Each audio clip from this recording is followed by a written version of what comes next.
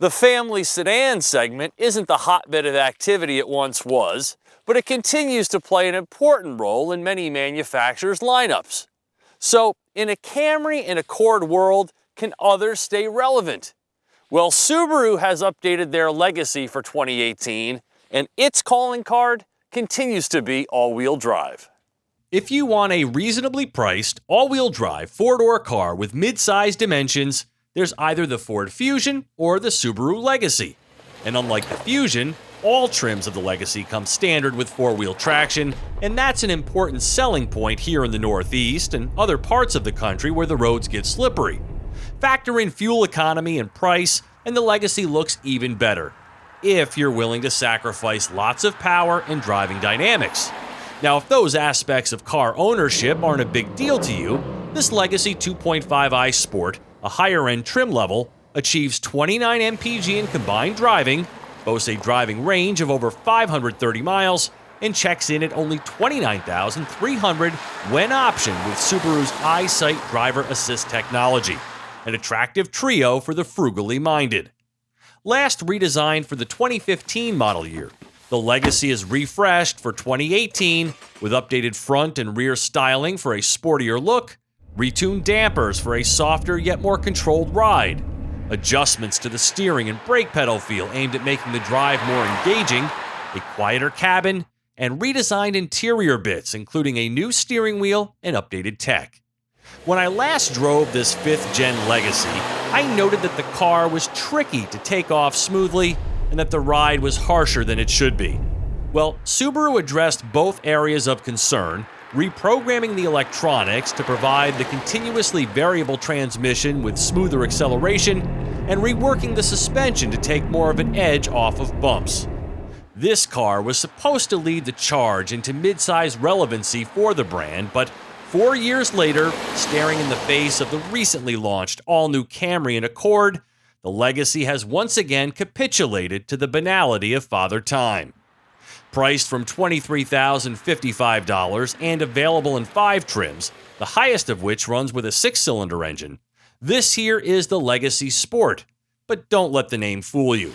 Its 2.5-liter Boxer engine makes the same 175 horsepower and 174 pound-feet of torque as the rest of the lineup, with no additional mechanical tinkering.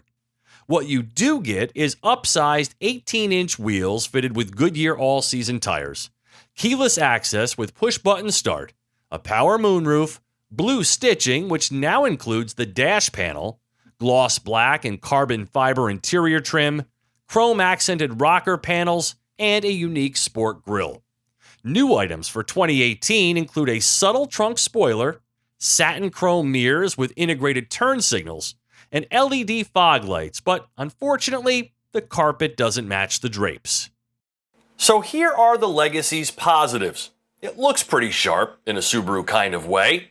It's one of the more spacious cars in the midsize segment. The suspension tweaks have resulted in a more compliant ride. The infotainment system is excellent. And of course, there's the benefit of all-wheel drive. Now, on the downside, this powertrain is extremely underwhelming. There's no sport in this sport model. It takes an unusually long amount of time for the cabin to heat up.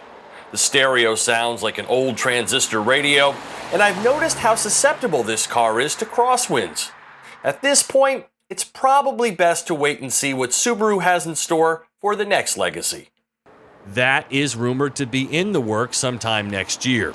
But if you've got to have one now, you can feel good about the fact that Subaru's legendary all-wheel drive system truly is better than the rest. It works beautifully and incorporates torque vectoring for improved handling. The Starlink system is spot on, equipped with easy-to-use Tomtom navigation and lots of intuitive features, and there's a big trunk and spacious back seat with additional USB ports. The EyeSight system includes adaptive cruise control, pre-collision braking, lane departure warning, and lane keep assist, in addition to blind spot detection and rear cross traffic alert. I found the driver's seat bottom to be too short, but the front buckets are heated and get nice and hot. You feel like you're sitting particularly low to the ground, so with a low center of gravity and good balance, it performs very well in the white stuff. It simply isn't very interesting to drive though, especially when compared to the Legacy's stiffest competition, which has really elevated the driving experience. Subaru's sales are led by their trifecta of crossovers, and a fourth is on its way. So the Legacy needn't shoulder much of the weight, but an affordable all-wheel drive sedan is a nice piece to have. For TestDriveNow.com, I'm Steve Hannes.